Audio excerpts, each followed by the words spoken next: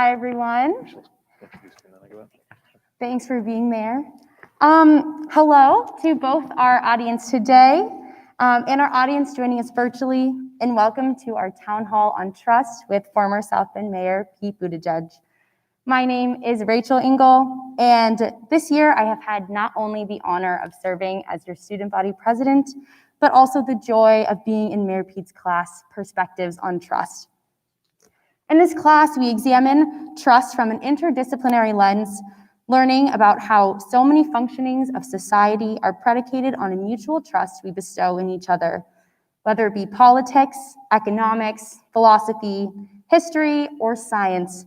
Trust is foundational to our understanding of the world. In his book, Trust, America's Best Chance, Mayor Pete unveils the curtain to spotlight the invisible force that trust has, calling on us all to consider how much more frequently and deeply we rely on trust than we usually realize, and indeed, how many aspects of our lives depend, like unforeseen clockwork, not only on the presence of trust, but on the ability to take it for granted. So today, student government is excited to be hosting the Town Hall on Trust in order to engage students of all backgrounds in a productive dialogue and compel civic participation. Especially at a time when our nation documents trust to be at an all-time low, we are optimistic about how sowing trust, particularly among young people, can be an antidote to all of the division and hate we see today and buoy the future of American democracy. Just a few housekeeping things before we get started. Your adherence to the COVID guidelines is imperative for the success of this event. Please make sure you keep your mask on at all times and remain physically distanced, even when filing out of the auditorium. Unfortunately, due to COVID guidelines, students will not be able to take pictures with Mayor Pete after the event, so we ask that you please be respectful of this policy. And now, for what you've all been waiting for, I am excited to introduce former South Bend Mayor Pete Buttigieg, a man who truly needs no introduction around here. Pete is the former mayor of South Bend, Indiana, and was a 2020 Democratic presidential candidate. A Rhodes Scholar and a Navy veteran, he was educated at Harvard and Oxford. He now resides in South Bend, Indiana with his husband, Chasten, and he is serving on the Notre Dame Institute for Advanced Study faculty this year. Without further ado, please give a hand for Mayor Pete. All right. Oh, thank you. Thank you, Rachel. And thank you, everybody, for joining tonight. I have to say, I feel a few flashbacks when I'm waiting in the wings and I hear High Hopes come on. There hasn't been a lot of that for me in the last few months. And I almost automatically went into my campaign stump speech, but I promise not to inflict that on you. I want to start by just acknowledging the circumstances that we're under. Obviously, we're doing things a little differently, and what's going on campus is truly extraordinary. The commitment to on-campus learning and the sacrifices that have been made in order to make that work are something that I believe deserve a tremendous amount of attention. And so do the setbacks. This has not been a straight shot, but we are now within a few days as a community of having delivered something truly extraordinary in terms of the ability to deliver in-person instruction safely. And I know how much sacrifice has been asked of students in order to make that happen, and of the entire community. I know there's probably a feeling of being cheated, or at least set back, given that the very stuff of being at a university is about convening and gathering and being with other people. And in so many ways that's been attenuated or even blocked for you. And that sucks. I don't mean to pretend otherwise, but I hope you're aware of the other side of that coin, that on one hand, your cohort, your generation has been singled out by history in a very cruel way, that while you're in these magical and irreplaceable college years, you have to deal with this transformation and these restrictions. And on the other hand, it also represents, I think, a kind of assurance that your cohort or your generation is going to be an extremely important one in history. because this moment is also just a consequential one in the life of our country. The moment of your formation, in my view, is also one of those inflection points in the life of the United States of America that will probably decide what the balance of the 21st century is like. And so you're lucky and unlucky enough to live in that time. And I'm not just talking about COVID, I'm talking about everything that our country has gone through and is going through. But this is probably the most stark example in the way that it has turned our lives upside down. I also think it's something that really shines a light on the theme that we've been taking up at the Institute for Advanced Study, which is trust. And you should know that the whole reason that I got to craft a course on this topic, and the reason I decided to write a book on this topic, was that under the direction of Professor Megan Sullivan, who many of you might have for God and the Good Life for another class, this is the theme that all of us who are part of the Institute are studying. And of course, most of the others are real academic scholars. And so their perspective is really extraordinary from one of my colleagues who will be addressing our class tomorrow, who is a specialist on what's going on in Rwanda, where there was a genocide in the 1990s, and has spoken to over 200 people who were involved in that genocide as perpetrators and are now being reintegrated into their communities after a prison term of over 20 years, which is one extraordinary context for contemplating trust. To a computer scientist whose research focuses on racial inequity and what's at stake racially in the way that algorithms are crafted. To a scholar who focuses on fake news and how fake news propagates, but her fake news that she studies is from the 17th century. And so it's a fascinating environment to be studying the question of trust. And one of the many reasons why I'm reminded that a university is an embarrassment of riches. And it's been an amazing privilege for me to be able to be part of this university community with you. And I just want to thank all of you who made me feel very welcome on a campus that I know very well, but never actually knew in a professional way. I used to grow up running around this campus. My dad had an office in O'Shaughnessy Hall with those window unit air conditioners. These are the things you remember when you were little. And the secretary there had a little bowl with gumdrops in it, which I really remember. And my dad had this very sophisticated computer that took floppy disks, which was pretty cool. And I would run around that building and then get into trouble in the lake, well, around the lake, usually not in it. And explore this campus, and it's just extraordinary to be here in this new way. I'll be really brief in terms of the rest of my opening remarks because I'm really most excited for engaging in the questions that you brought. But I want to lay out just a little bit about what I think is at stake in the question of trust and why it's so important. So I would argue that we are in a threefold trust emergency as a country. First of all, trust in our political institutions, usually called political trust. Very easy to measure. The Pew Research Foundation does a study where they repeatedly ask, do you think as a general rule that the government in Washington can be trusted to do the right thing all or most of the time? They just check how many people say yes. In the 50s and 60s, over 70% of the American people would say yes. Right now, that number is in the teens. So we've grown up used to people grumbling about the government unable to do anything right. It's worth remembering that is not a permanent condition of American life. That's something that happened. And I think we have a responsibility to figure out how it happened so we can figure out how to do something better. So that's political trust. Another thing that is also measured is social trust. And it's usually measured in a body of research called the General Social Survey. And they just ask, generally speaking, do you think that most other people can be trusted, or you can't be too careful? That number has also been in decline. And that presents, I think, even more danger, perhaps, than trust in political institutions. The third thing that is really frightening from a US perspective is a collapse in the level of trust in the United States. The most trusted country in the world right now is Canada.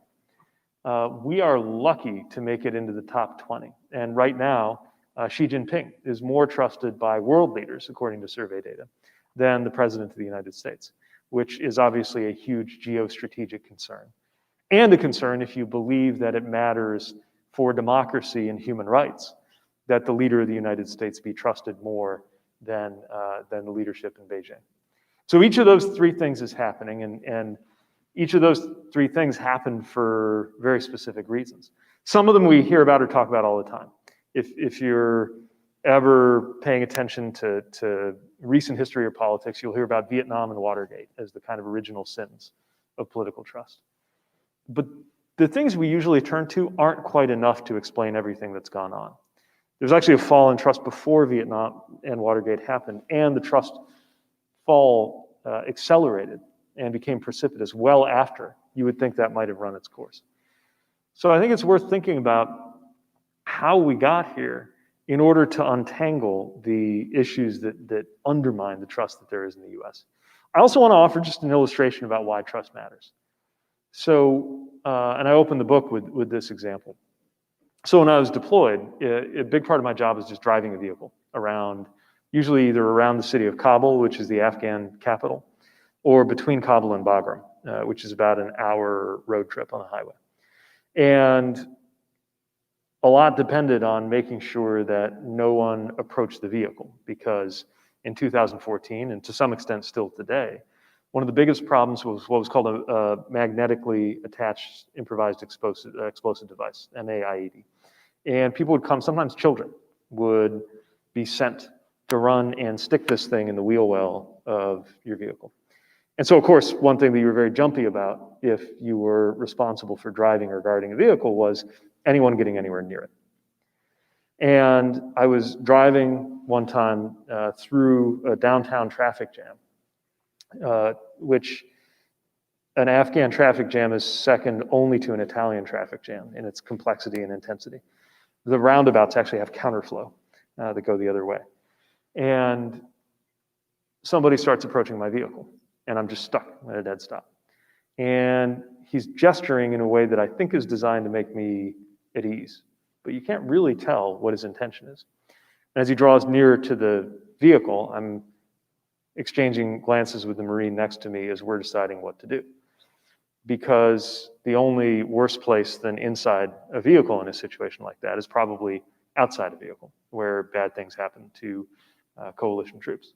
And so we have a decision to make. Do we jump out of the vehicle, level a weapon at this guy approaching our car for no obvious reason, or do we sit tight and see what happens? And through nothing but eye contact, I had to assess whether I could trust this person. Had about a second or two to make that decision, and concluded that I could probably trust his intentions. Based on not very good information, body language, intuition, it might not have even been the right call on average, but it was the call that I made. When he got to the vehicle, I found out why. He reached toward the wheel well, again, a very sensitive thing to do. He reached in and he pulled out a piece of fiberglass. And what had actually happened was that while we were going into this traffic jam, our cars were so close together that they actually got a little bit jammed in each other, and I hadn't noticed. And a piece of fiberglass from his car got stuck in my wheel well, and he just needed it back. And he kind of waved, took it away, stuck it back on his car, and started to drive off. I think about that moment a lot for obvious reasons. It's the kind of thing you think about if it's happened to you. But the more I thought about it in the context of trust, the more I realized that trusting people with your life in this context is not something that is unique to being in a war zone. Anytime you drive through a green light, your life literally depends on whether you can trust the person waiting at the red light to follow the rules. The extraordinary thing is, you trust your life to these strangers, and 99.999% of the time, that trust works out. If it didn't, if you couldn't count on it, nothing would work. So in addition to the extreme situations that we talk about or hear about in war zones, this is something that, if you add it all up, affects every dimension of your life. Your ability to drink a glass of water depends on your trust that it is not going to poison you and your family. Now, both the examples of traffic and the example of water are especially poignant in our time because they remind us of the racial inequality in this country, in that disproportionately it's been communities of color, like those living in Flint, Michigan, who could not, in fact, go about their lives with the peace of mind and ease that goes with being able to assume that your water is safe so you can go think about other things. And in the case of traffic stops, which are more likely to result in police violence in the case of younger Black men, this is not only a question of whether drivers who are younger Black men can trust their safety when a police vehicle approaches, but also the fact that the general training and instincts in US policing and in society more broadly contain what Brian Stevenson has called a presumption of dangerousness and guilt that automatically makes an interaction, even for a well-trained officer, in most cases, implicitly or subconsciously, more dangerous from the very beginning. And so my point here is, it's not just the availability of trusting an institution, but access to being trusted by an institution that is unequal in our country, often with lethal consequences. So when we're thinking about trust, where it's gotten to, what's wrong, how we're going to build it up, this touches every issue that is front and center for the country right now. A country that is wrestling with systemic racism and racial inequality has to recognize how these patterns of mistrust exacerbate inequality. A country that is reckoning with a pandemic is about to, if today's news is proving out, about to be confronted with the question of how many Americans actually trust that it's worth getting a vaccine, when the effectiveness of the vaccine largely depends on whether a big enough critical mass of Americans go and get it, assuming that they have access to it and are able to go get it. So whether we're talking about racial justice, whether we're talking about the pandemic, whether we're talking about our democracy, which if you just think about it, is a system that depends hugely on trust, right? We just went through an election. You go, you fill in your ballot and you give it away. And if we don't trust that that'll be counted and tallied, nothing else works. And also, by 18th century standards, it was an extremely trusting act to expect Americans and the people to be able to choose who our leaders were instead of having our leaders decide among themselves. Although this too was constrained by a very limited definition of who got to be we the people for those purposes in the 18th century. So, pandemic, democracy. I would add climate change to the list. What climate change has in common with the pandemic is we can't actually see the most immediate particulate effects of what's happening. We can see floods and wildfires, but we can't see a carbon particle, just like you can't see a coronavirus. So our actual knowledge that's happening really depends on our trust in the people who do study it for a living. And the more there is an attack on the idea of expertise itself, the more difficult it is for people to trust what I believe to be a real emergency, in addition to a scientific consensus and an increasingly obvious reality, which is that we have to act on climate change or it's going to be hugely destructive. All of these things require cooperation in order to deal with them. And cooperation requires trust. And this is our opportunity to think about what it takes to establish trust where it doesn't exist, or to repair trust when it's been broken. And if that sounds daunting, it should, but the thing that I think is also worth remembering is the concept of trust doesn't depend on us to be flawless beings. Because, in fact, the very concept of trust has built into it the awareness that we're not. Just think about it for a second. Trust makes no sense as a concept if we're all angels. If we know exactly what to expect from one another, there's no such thing as trust. There's only knowledge of what one another in our predictable ways will go forward and do. The reason trust exists is that we are actually very vulnerable to the unreliability of others. Whether we can trust somebody to keep a promise, to be faithful in a marriage, to wear a mask, Any of these things on which our happiness or our lives or perhaps just the outcome of a particular interaction depend, all come back to our ability to have trust in imperfect and flawed beings. And so knowing that it's precisely because we can't be perfectly relied on that trust has developed as a concept among humans. I think in that is the root of building trust, not despite of, but in full knowledge of our flawed nature, which is something else I think this is a very good place for us to inquire on in the greatest Catholic tradition, how beings who are flawed or fallen can also find redemption and greater reliability in a tender moment. So that's what's been on my mind on the subject of trust and what I've loved exploring with my students. But that's enough opening monologue. I'm very eager to hear the questions that have been prepared.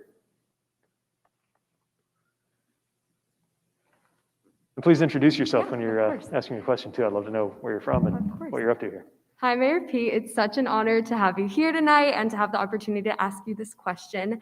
My name is Maya Elliott, and I am a senior from Charlotte, North Carolina, majoring in political science and Spanish. And my question for you tonight is the following.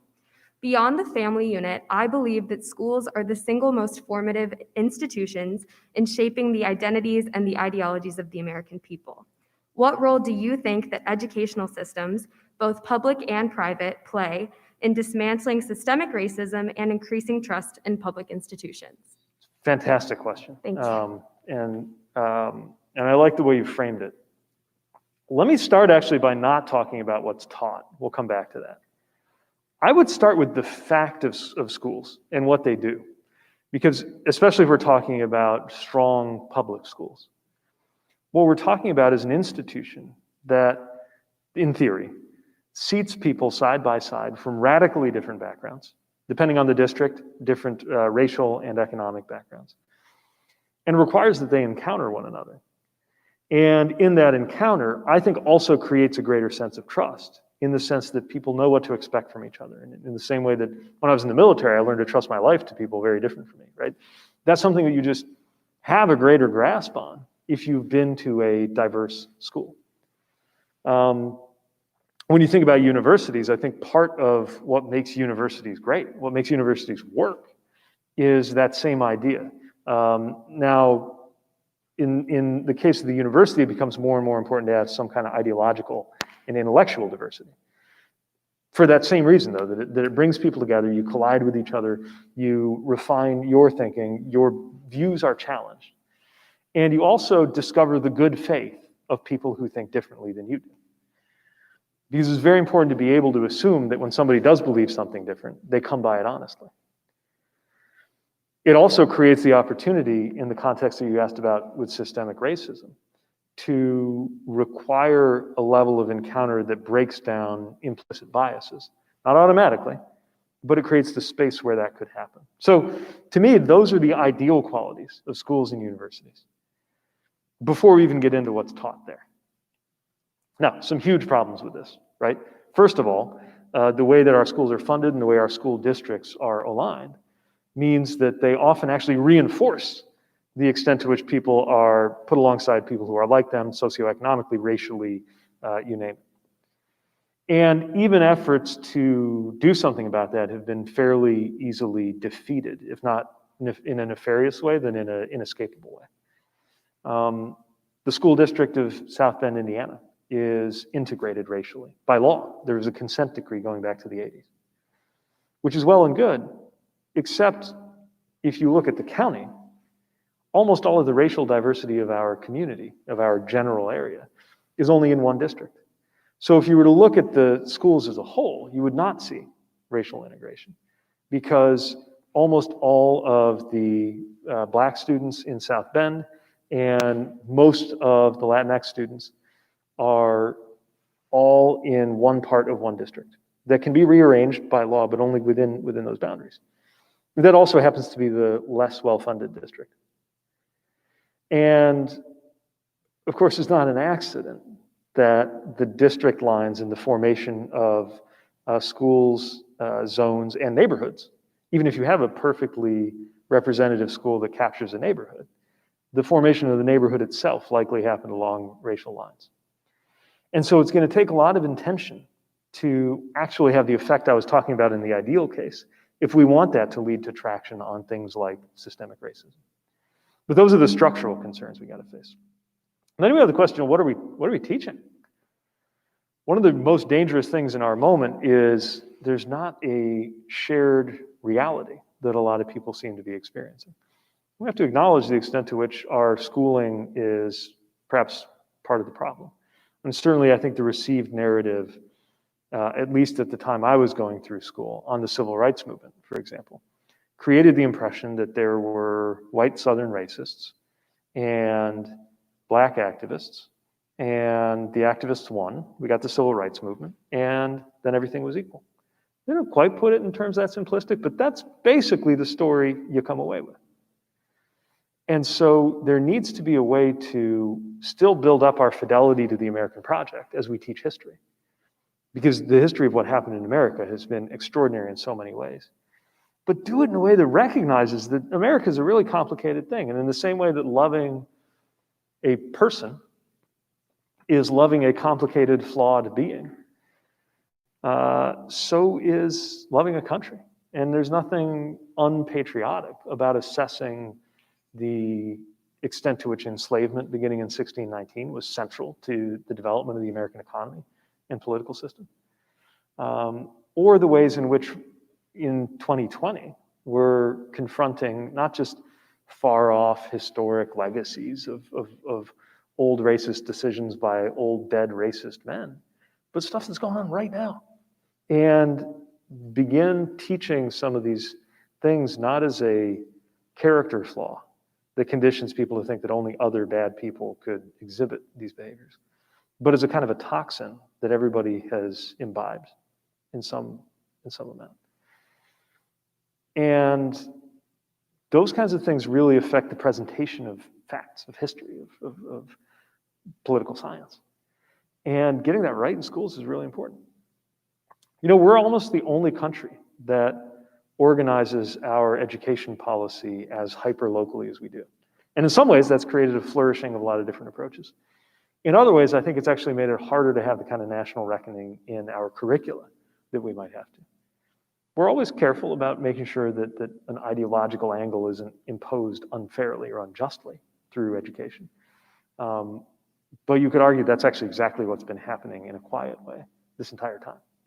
And being ready to confront that in a way that local school districts and national education policymakers are ready to handle, I think it's not quite, it doesn't have the sizzle of some of the anti-police violence work that's going on, for example, but it's no less important and arguably much more important if we want to get to a world where there are no illusions and where we're actually doing the work, as they say, from top to bottom in our society. So I think it's a great area of focus that doesn't get enough attention. Thank you, man. Hi, Mayor Pete. Thank you so much for being here tonight and for answering our questions in this town hall. Before I actually ask my question, I'd just like to acknowledge the fact that Wednesday is Veterans Day and you yourself are a veteran. So on behalf of everyone in this room, thank you for our service. Thank you for your service to our country. Appreciate it.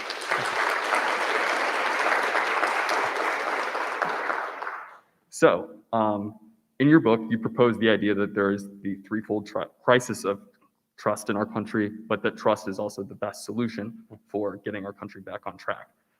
Do you believe it's possible to restore some semblance of trust among the American people in a digital era that has left us ideologically polarized? And if so, how? Great question. And thanks for reading the book. This might be a great example of the kind of question that your generation is going to have to figure out. I can't believe I'm old enough to be the guy talking to younger people about how digitally native you are compared to me, but I am. I don't do TikTok. I just don't get it, and I don't want to. I've reached that point. I got as far as Snap briefly, and then I drew the line, which is funny because, you know, my generation invented all this stuff. I have a friend who got in a little bit of trouble because of some involvement with some roommates who were creating Facebook and had asked a relative to lend him, I think it was $1,000 so he could invest in it when it got started. And the relative said, no, I don't want you to have anything to do with those people. And now takes the opportunity of family gatherings to say, you owe me $100 million, because that's what that would have turned into. Anyway, there was this season of tech utopianism in the 90s, where the thought was, we're going to be able to get information from all around the world and present fact to people. And it's going to lead to a much more factual, much less contested public square. And that hope was really flourishing in the early 2000s.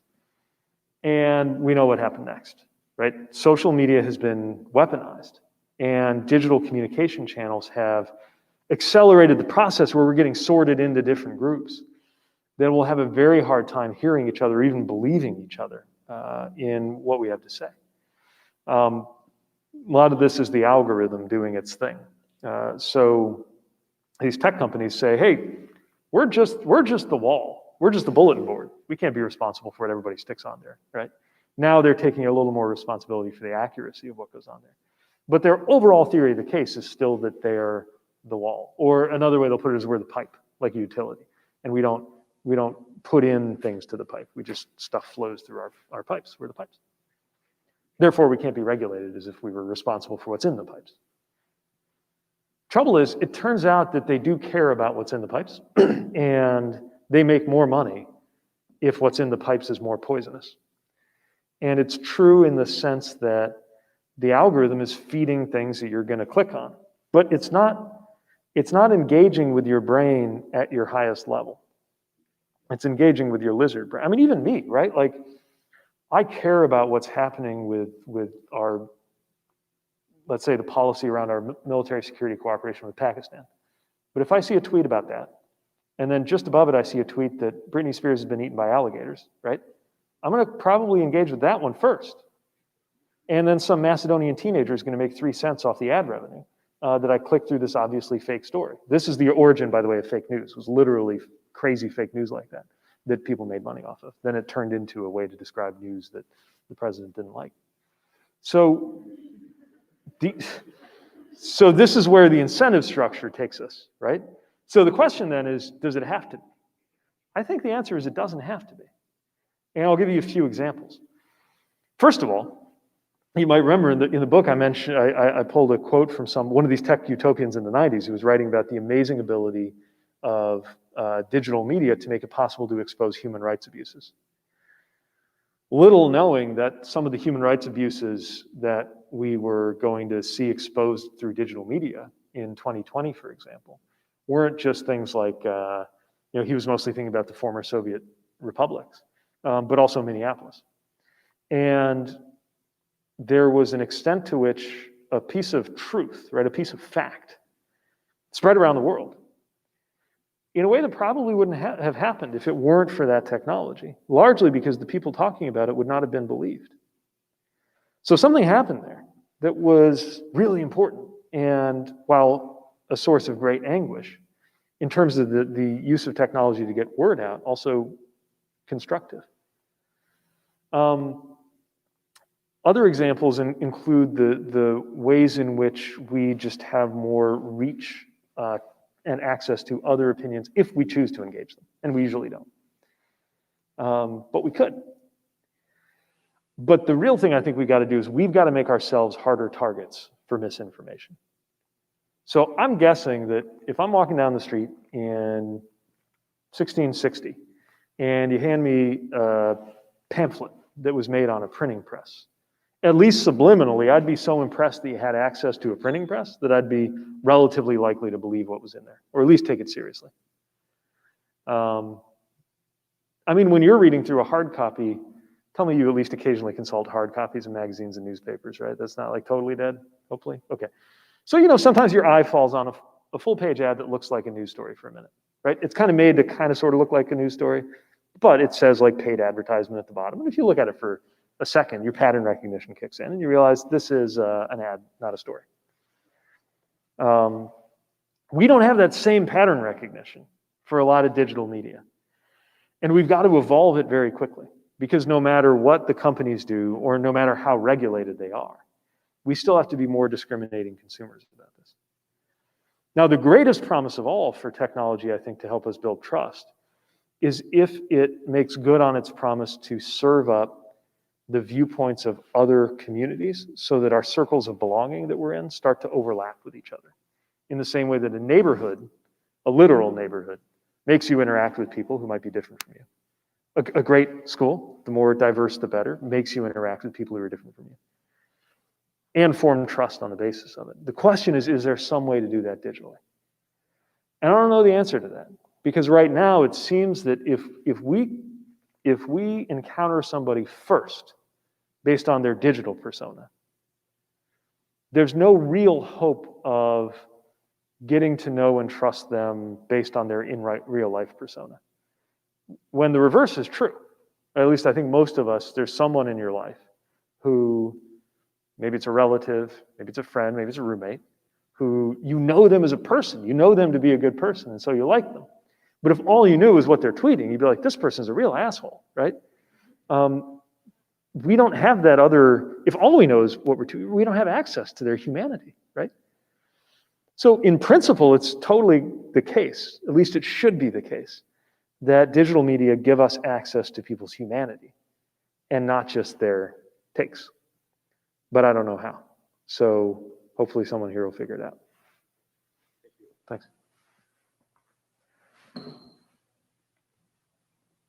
Hello, Mayor Pete. Thank you again for being here with us today and for taking the time to provide us with your insight and wisdom. I'm sure we can all agree that it's a pretty amazing opportunity.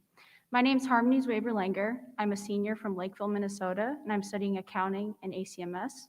Okay. And my question for you today is, it's clear that recent events surrounding George Floyd's death in Minneapolis, Minnesota, have pushed issues of trust between communities and law enforcement agencies to the national surface. What do you think is the most effective way to not only eradicate systematic injustices, but to rebuild communal trust in law enforcement agencies? Great question, and obviously close to home. And close to home for all of us in different ways in our communities, and certainly South Bend has dealt with police violence, has dealt with mistrust between communities of color and law enforcement. And if you just think about the very concept of law enforcement, we're talking about a small number of people who are trusted with an enormous amount of power. And it is important to everything else working that that trust be justified. And when you see something like the murder of George Floyd, it demonstrates a way in which it's not. The other side of the coin is, as a species, we haven't figured out how to live together at any level of density or scale without law enforcement. That might happen, but I think at best it's probably a couple hundred years away. And so we need to find a way to authenticate the level of trust that's placed in law enforcement and ensure that those powers are equitable. How do you do it? Well, transparency has helped. So something as simple as body cameras, imperfect, but have helped to document what's happened in a way that does two equally important things. Obviously, when an officer does something wrong, it's visible and they're likelier to be held accountable. But equally important is when an officer does something right, there's a documentation of that. And so it creates a separation between those who are doing the wrong thing, those who are doing the right thing. Now, that's a little bit of an idealized account, but that's the potential of that level of transparency. Transparency is also really important as a signal because it says we're okay with you watching what we do. Transparency is not something, by the way, that corresponds with having a lot of trust at the outset, otherwise you wouldn't need it. A high level of trust means you don't have to check. Transparency means you have the option of checking. And so hopefully, the more transparency there is, the more you can check, and the more over time, as you check, you find nothing wrong, and then trust arises. And body cameras are only one form of transparency. Another one that we worked on here was information about use of force incidents, down to the what happened where, coding it for racial data, so that you can actually literally see in the numbers if there's racial inequity in how people are treated. We're just at the outset of this, but there's some extraordinary work going on. mostly coming out of the advocacy and activist community, but a lot of forward-thinking police departments are actually embracing it because they view it as a tool that allows them to better serve the community. That really lets you assess what's going on. And then when you have that data, you can find out all kinds of other important things, like, are there certain policies in police manuals that in cities that have this policy on the books, even if it doesn't seem like it's directly about use of force, it turns out those cities, for some reason, systematically have more police violence against Black residents. And if that's true, then you go figure out why. And by the way, it is. It turns out that's true. And there are a lot of other things that have been discovered using this data. So I think nationally, we need to build out and support the integrity of a broad data set that lets us see that. Of course, it's not all that technical. Like, it's not all about data. It's also about experience. And so a lot of this has to arise from the bottom up. Pretty much and this is one thing, by the way, I think a lot of white progressives maybe were more awakened to since the killing of George Floyd than they had been before, is just how universal among Black men in particular the experience of being stopped for no good reason or another negative interaction with a usually white police officer, how universal that is. And that builds up. It doesn't take much, of course, of that to wind up becoming a huge part of how communities and law enforcement relate to each other. And then it can even become self-reinforcing. I also think it's really important to understand that this kind of mistrust is not only part of the equation when it comes to police violence toward civilians. It can actually be part of the explanation for why there's violence between civilians. This is really important to understand when people are saying, let's not worry about police reform because most of the gun violence, for example, is happening between young men, usually young men of color. Neglecting a really important fact, which is that violence between civilians is way more likely to happen in places where the police are not perceived as legitimate. For the simple reason that this violence usually happens in cycles. It's usually a cycle of retaliation. Often it's between families. And if at no point does somebody think that the right thing to do is call the police, then it's that much more likely that violence will be repaid with violence. And so we're not only talking about dealing with issues of police violence, but actually general violence in a community will fall down when the police are viewed as legitimate. So the stakes are even higher than I think is widely understood on getting this right. Now, the hardest thing of all, I think, in terms of perception, is for a lot of professionals in law enforcement who are horrified by the idea that they would be considered involved in systemic racism and definitely would respond poorly to the sense that they're being accused of it. Need to understand the ways in which we live in a racialized society where implicit bias and behavior that exhibits the effects of systemic racism is not only something that happens in altogether bad human beings, it's something that arises in anybody who is raised in a racialized society. And it's going to take a lot of intention to see past it. But that means breaking down a lot of defensiveness that is a very human thing. And that can be broken down. I mean, the laws and the policies need to change. But breaking down that defensiveness is what's needed in order to actually get an embrace between everybody who needs to be part of this shared project of racial justice in policing. Because there's nothing in principle anti-law enforcement about demanding that law enforcement act with racial justice. On the contrary, it would be a very strange and dim view of law enforcement to think that it diminishes law enforcement to believe in racial justice. And yet we see where we've gotten to. And that's part of what a new administration is going to have to set the tone for in a way that federal leadership can make a big difference on, but ultimately cashes out in the decisions that are made by local leaders. It's just one more example why you should never underestimate the importance of the power of local government. Thank you. Hi, Mayor Pete. Just again, thank you for being with us all tonight. My name is Isabella Garcia. I'm a sophomore studying political science and Arabic. I'm originally from Flagstaff, Arizona, and my question is, as someone with a deep amount of cultural exposure, just as a result of your linguistic aptitude, your travel serving abroad, and as a Rhodes Scholar, what role do you think trust plays in intercultural understanding? First of all, you're someone after my own heart if you're studying Arabic and politics. That's fantastic. And Flagstaff is beautiful. I was just talking to your mayor the other day, and such a great community. Look, I think it's huge, and I think it's one of the joys of being at a university is access to, whether it's through language or hopefully study abroad or any of the different things you can do here. Even just being part of an international student body, right, allows you to get a better sense of this. Because many of the biggest barriers to trust are cultural. It is a question of understanding. And sometimes it's even just a question of language. I think you'll find, I'm going to expose the rustiness of my Arabic now, but I think you'll find that the word for friend in Arabic, sadiq, really relates to the idea of confidence or trust. And that fact suggests a culture in which the very definition of a friend is someone you trust, which might be a little different than a culture in which the definition of a friend is someone you like. I mean, we both like and trust our friends, hopefully, but which emphasis there is could reveal a lot.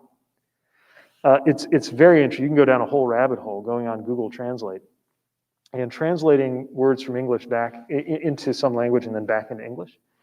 And you can have a lot of fun doing this with trust, because depending on the language, it might come back to you as confidence or faith, which is for us a different concept. Or at least there's some distinction there. In fact, English is really interesting in terms of what it reveals about what we think about trust. Not every language has a distinction between the word confidence and the word trust. And then we have this great word that I can't find a parallel to in any other language, which is trusty. What a great word. Like, what is trust? Like, it's not quite trustworthy. It's something you have affection for, right? Trusty pocket knife, trusty steed. It's usually a steed. This tells you something about the culture we live in, right? And so the more we can use that opportunity for encounter through language, literature, art, travel, whatever it is, the better chance we have of understanding not just how different people think about trust, obviously, but how we can better trust each other. Especially important when mistrust is as dangerous as it is. And you just look at all the ways that world powers are pitted against each other right now, and it's not hard to see what's going to be at stake. You know, are we going to arrive at some accommodation or plan on climate change? Totally depends on trust, right? Do we trust that the other countries signing the agreement are going to do what we do? And can they trust us? In fact, a really big problem for the United States is going to be when we're out there talking about democracy, when our own leader has talked about, press are the enemy of the people, when we're out there talking about climate change, when we're out there talking about human rights. How do we authenticate what we have to say, right? How can we be trusted? I think there are ways to do it, but it's going to be really challenging. And so the better grasp we have on how others form their conception of trust, and accept the hardest thing of all, which is us not being trusted. It's a very weird feeling when somebody doesn't trust you and you're confident that you're totally trustworthy, but they just don't, right? We all had that in relationships or in encounters. This happens. And there's so many more layers to it in intercultural context, which is, of course, what makes it so interesting and hopefully so rewarding as you continue to study it. Thanks.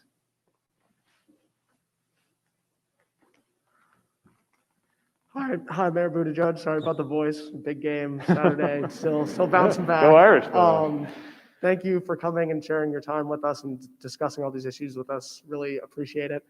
My name is Liam Carr. I'm a senior from Cedar Rapids, Iowa, and I'm Cedar also, Rapids. All right. yeah, and I'm also studying Arabic, political science, and history. Mabruk. Yep.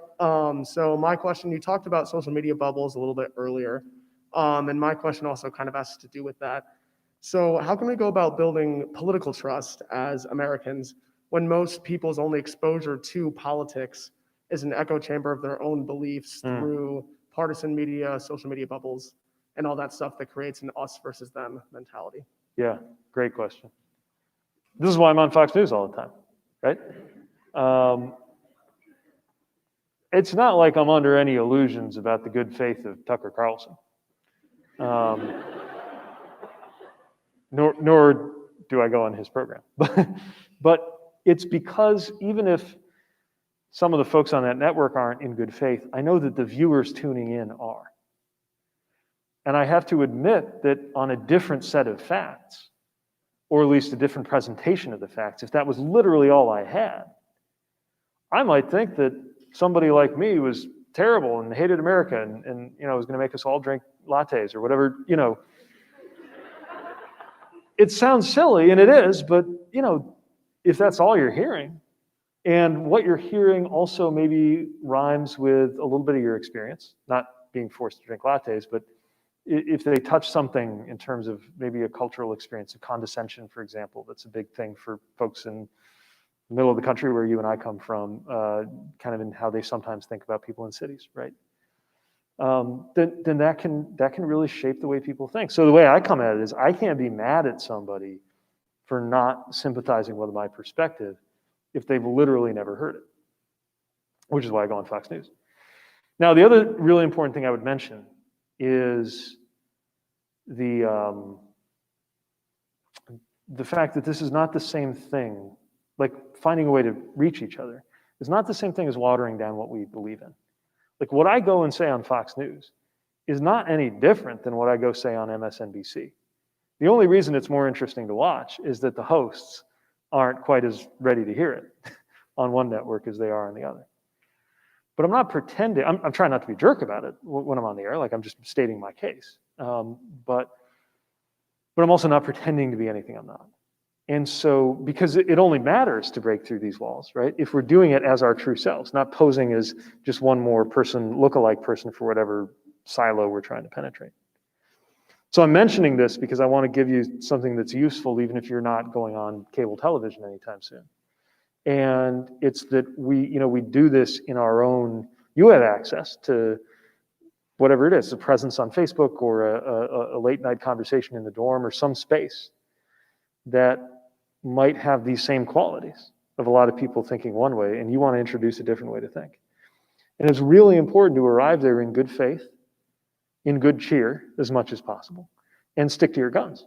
I mean, be open to the possibility you might be wrong and be convinced. That's the beauty of late night dorm room conversations. But, be ready to hold on to that. And I think that finding as many digital and in-person ways to do that in the near future is going to be critically important to moving forward. I actually think we will better see the humanity in each other when we're really sticking to our values as we encounter each other, which is an odd thing to say. But like I'm noticing, I've begun to tread into what's clearly very dangerous territory online, which is talking about unity in this country. And I'm not talking about it in terms of just policy compromise, nor am I talking about it in terms of asking anybody to excuse what they think is inexcusable. What I'm talking about is the fact that we've got to encounter each other in a kind of humanity first way to even be able to hear each other on the different worldviews we have. But also, we're only taking each other seriously as humans if we're very honest about our worldviews when we come in, including the ways they differ. And this, again, is the reason why the university, with the possible exception of wastewater, is the greatest invention of humankind. Because it creates that kind of, wastewater is important, by the way, because it made cities possible. And cities and universities do the same thing, which is they create those encounters.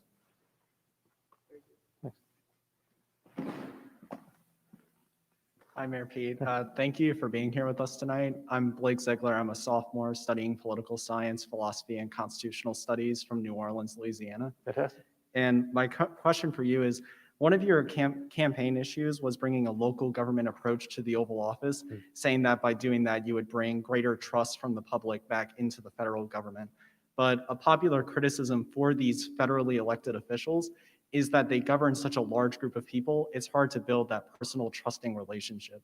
So my question for you is, how do you propose that federal officials build that trusting relationship with such large constituencies and the broader American public? Yeah, it's something I think about a lot. Thanks for being attuned to that. It's, as mayor, I prided myself on being very accessible. We used to do this thing called Mayor's Night Out. So the current mayor might do it. I'm not sure. Maybe not with COVID, but I'd show up at a middle school gym or something. We'd have a card table, literally take a one-on-one appointment with anybody who comes through until the last person is satisfied and we go home. It was kind of exhausting, but it was also really fun. And it created a sense of being in touch with all the different things that people need. And if I was hearing something in the paper or even from my staff or in the data that didn't kind of match up with what I was hearing from constituents, I'd have to go in and figure out what was going on and who was right, or whether I was wrong about something. Really hard to do that if you're a president or governing hundreds of millions of people, or really anytime you get to a certain level. But I think there are ways to do it. This is the whole idea of representation, in a way, right? Is that maybe there's a couple layers, but the president still has to deal with a member of Congress, and the member of Congress is still driving their Chevy DeMartins and getting hassled by a constituent over something they're worried about, same as a mayor would be. Trouble is our representative system's gotten less representative. It's actually gotten designed almost to put forward people who don't reflect anything close to the balance of the people they serve. So part of it's a structural problem.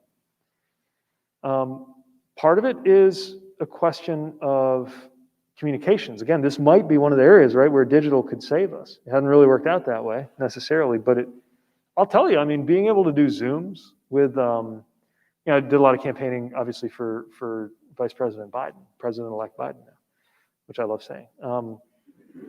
And it was kind of cool. I hated the fact that we had to do it all virtually, or almost all of it, but doing an event like a Zoom event was pretty cool, seeing the way that people might be able to interact with him, where there wouldn't have been any scope for that kind of interaction otherwise. It would just be him and 40,000 people, and then a small handful of politically favored people would get to shake hands and take a picture, and then off you go. And that's how those things work. And they get more and more like that the closer you get to the presidency. So if we're thoughtful about it, we might create other ways to kind of take that sense of encounter and replicate it digitally. But I also think a good idea would just be to elect more people who've done local government into federal office, because then at least you have that memory of how it's done, or you have to cycle back into it. There's also something to be said for the idea of the kind of citizen legislator, right? That you don't stay in those kind of elevated heights for too long. You come back to your plow, as was the tradition for some in the Roman days. Because we've got to recover something about that experience of being around your neighbors. The other thing that I think is really important about local government, that ideally there's no reason that federal officials couldn't be subjected to it, is the idea that we eat what we cook, right? So if I put out a rule that everybody's got to take their trash can to the front instead of the back, because it's more efficient, but it's also a pain because it's already in the back in the alley, and now you have to cart it to the front. I also have to do that every week, and so I realize the inconvenience I'm causing. That's a little example, but it's one of the reasons why I think it makes sense for an Obamacare healthcare plan to be the plan that every member of Congress has to be on. If Congress thinks it's good for everybody, then it should be good for them. Or whatever they're about to invent, they should be on it. In some ways we do this, and in some ways we don't, right? We kind of create a different lifestyle for people who serve. And there's a real hazard in that. And so finding ways to ensure that those who are voting on and deciding these things actually have our lived experience is really important. Now, the only real way to make sure of it, apart from certain rules, is in who we choose to go represent us. And that's up to us. Like, we just got to gauge whether the people who are being sent into the Senate, into the Congress, into the White House, have some clue what it's like to do the bills at a kitchen table or not. And if we decide for some reason that somebody who has no clue what it's like is still fighting for us, then fine, I guess. But then we will have missed out one opportunity to have somebody with that perspective. Last thing I'll say is that I think local officials need to be heard more. So if senators can't remember what it's like to be local, at least they can be expected to listen to a mayor who does. And it's why I'm a big believer in bodies and processes that bring the voices of mayors and local officials into Capitol Hill. And it's one of the things I'm always kind of waving the flag on. And you'll hear a lot from me in the future on how to make sure that those local leaders are heard, because at the end of the day, the local leaders are the most, as political officials go, they're going to be the most in touch. That's a great question. All right.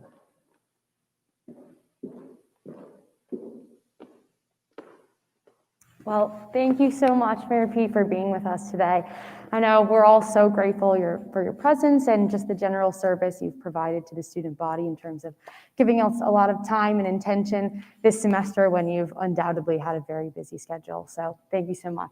Thank you. It's a real pleasure. It's great being with you. Thanks a lot. Thanks for having me. Yeah. I also just want to send a thank you to the Notre Dame Institute for Advanced Study for helping us facilitate this, and the staff at Washington Hall for helping this all run smoothly. Just final reminders, as you exit the theater, please remember to adhere to physical distancing guidelines, wear your masks, please follow all COVID protocol. And thank you all. Have a great end of the semester, finish strong, and go Irish.